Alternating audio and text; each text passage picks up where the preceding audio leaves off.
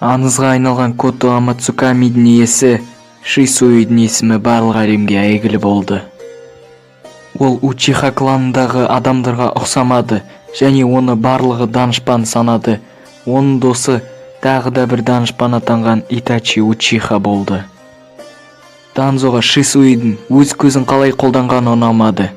Ақырында Данзо Шисуидин оң жақ көзін өзіне тартып алды. Данзо екінші көзін алмау үшін ол Итачи мен жартастардың қасында кездесіп, өз көзін оған береді және осы ісін өз кланы үшін істегенін айтады. Ал содан соң ол жартастан өзенге құлайды. Сол жерден оның денесі мен өлер алдындағы хаты табылады. Итачи досының көзін қарғаға салады.